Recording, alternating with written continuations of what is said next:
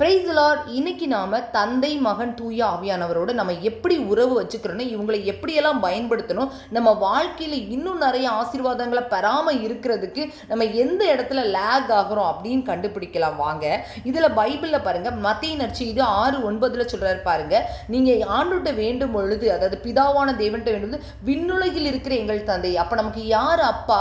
தந்தை. அடுத்ததா பாருங்க, யோவான் நற்செய்தி 3:16 ஒரே பேரான மகனை என்ன செஞ்சாராம், அந்த உலகத்துக்கு கொடுக்கிற அளவுக்கு தந்தையாம் இறைவன் நம்ம மேல அன்பு வச்சுட்டாராம். அப்புறம் யோவான் 14:16 சொல்றாரு பாருங்க, நான் பிதாவை வேண்டிக் கொள்வேன், அப்போது என்றென்று இருக்கும்படி தேற்றர வளரை தருவார். அப்போ பிதாவுக்கு நம்ம யாரு? பிள்ளைங்க.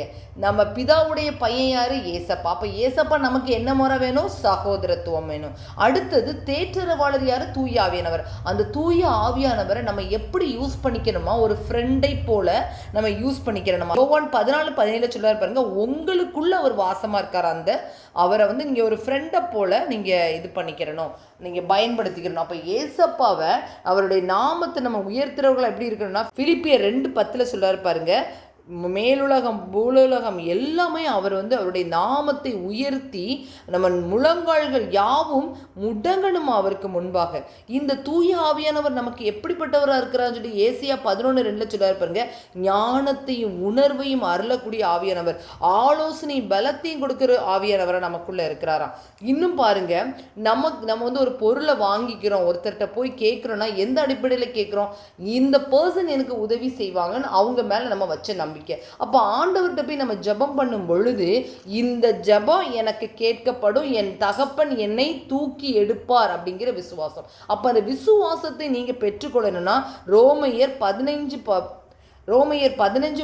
சொல்றாரு பாருங்க, பரிசுத்த ஆவியின் பலத்தினாலே நம்பிக்கையினால் பெருகும்படிக்கு. அப்போ பரிசுத்த ஆவியானவருடைய பலத்துல தான் நீங்க நம்பிக்கையை பெற முடியும். அந்த நம்பிக்கை இருந்தாதான் உங்க வாழ்க்கையில மகிழ்ச்சி வரும். அந்த மகிழ்ச்சி இருந்தாதான் உங்க வாழ்க்கைக்குள்ள சமாதானம் கிடைக்கும். இன்னும் பாருங்க, ரோமையர் 8:26 தூய ஆவியானவர் குறித்து மீண்டுமா என்ன சொல்றாருன்னா, நமக்காக சொல்லனா பெருமிச்சுகளோட பரிந்து பேசுறாரு. அந்த ஃப்ரெண்டு என்ன பண்ணுவான், டே மச்சான், அவன் தப்பு பண்றான், அவன் சேர்த்துக்கிறோம்டா, அவனுக்கு ஒரு பிரச்சனைடா அப்படின்னு ஒரு கூட்டத்துக்குள்ள ஒரு ஃப்ரெண்டை விட்டு கொடுக்க மாட்டான். ஏதாவது ஒரு இடத்துல பிரச்சனைனா அந்த இடத்துல போய், யார் என்னுடைய நண்பனை தாக்கியது, என்ன யார் என் நண்பனுக்கு இப்படி பண்ணினது அப்படின்னு சொல்லிட்டு கேட்பான். அப்ப அது போல நமக்காக பிதா கிட்ட என்ன செய்யறாரு, அவர் போராடி ஜெபிக்கிறார் இருக்கிறார். அப்ப நம்ம அப்பாவை தந்தையே என்று சொல்லி நம்ம அழைப்போம். அது போல இயேசு கிறிஸ்து நம்முடைய சகோதரர்.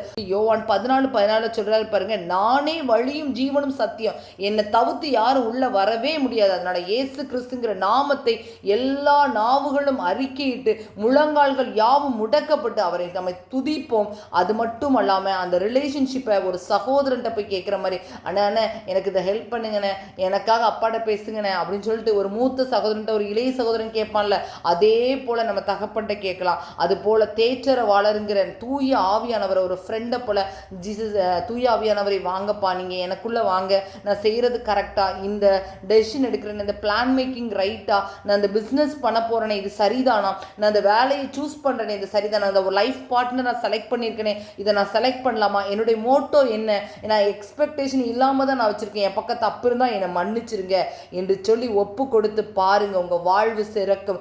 தந்தையை தந்தையாய் ஏற்றுக்கொள்ளுங்கள், இயேசு கிறிஸ்து சகோதரராய் தெரிந்தெடுத்துக் கொள்ளுங்கள், தூய ஆவியானவரை உங்கள் நண்பராக்கி கொண்டு சகல ஆசீர்வாதத்தை பெற்று மகிழுங்கள்.